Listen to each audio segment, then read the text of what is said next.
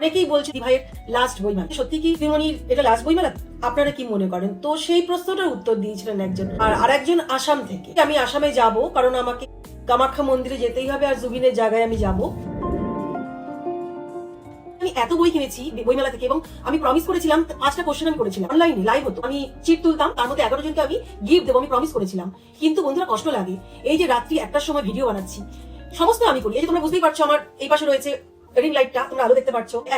একটার মানে তো অভিনয় না শুধু, মানে আমি বলছি সেটা বলছি, ভয়েস ওভার আমি করছি, এডিটিং আমি করছি, তারপর আমি জায়গায় যখন সোলো ট্রাভেল করি, মানে ক্যামেরাও আমার। এই সুন্দর ভিডিওতে একটা লাইক দিতে কিন্তু কোনো পয়সা লাগে, সাবস্ক্রিপশন করলেও কোনো। শিবাঙ্গিনী রয়্যাল চ্যানেলের পক্ষ থেকে আমি শিবাঙ্গিনী সবাইকে নমস্কার জানাচ্ছি।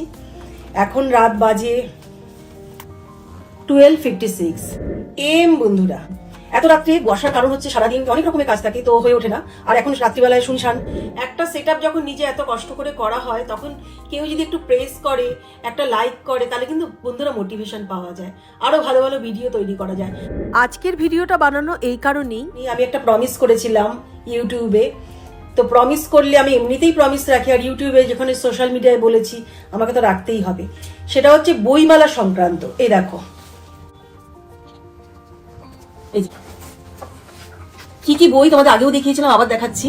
আমি সমস্ত বইগুলোই কিনেছিলাম গিরিজা লাইব্রেরি থেকে। 3 তারিখে বইমেলা শেষ হয়েছে। আমি ঠিক করেছিলাম তার মধ্যে যদি আমার ভিডিওতে 11 জনের বেশি কমেন্ট করেন, মধ্যে থেকে আমি 11 জনকে বই গিফট করব।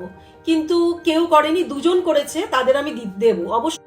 তোমাদের ভিডিওটা তোমাদের দেখাচ্ছি, কোন ভিডিওটাতে আমি করেছিলাম। বইমেলার অজস্র ভিডিও তুলেছি, কিন্তু যদি সেরকম রেসপন্স না আসে তাহলে সত্যি ভিডিও বানিয়ে মজা হয় না। বন্ধুরা, এই ভিডিওটাতেই আমি প্রমিস করেছিলাম যে আমি 11 জনকে গিফট দেব, মানে যারা আমার কোশ্চেনের ঠিক অ্যান্সার দিতে পারবে। কিভাবে শুরু হলো এই কলকাতা বইমেলা সমস্ত কিছু বলবো, কিন্তু তার আগে রয়েছে একটি চমক।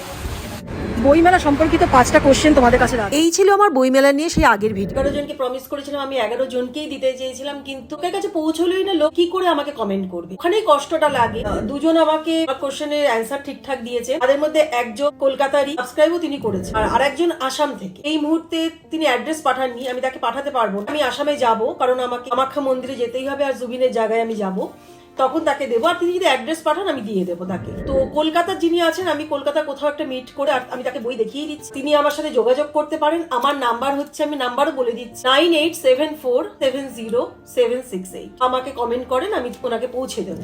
আরো গিফট আছে। 3 জন করেছেন, আরেকজন যিনি করেছেন তিনি কোশ্চেনের অ্যান্সার কিছু দেননি, কিন্তু আমি আরেকটা কোশ্চেন রেখেছিলাম। অনেকেই বলছিল বইমেলা এবার দিদি ভাইয়ের লাস্ট বইমেলা। আমি এই কোশ্চেন রেখেছিলাম যে সত্যি কি দিদিমণির এটা লাস্ট বইমেলা? আপনারা কি মনে করেন? তো সেই প্রশ্নটার উত্তর দিয়েছিলেন একজন।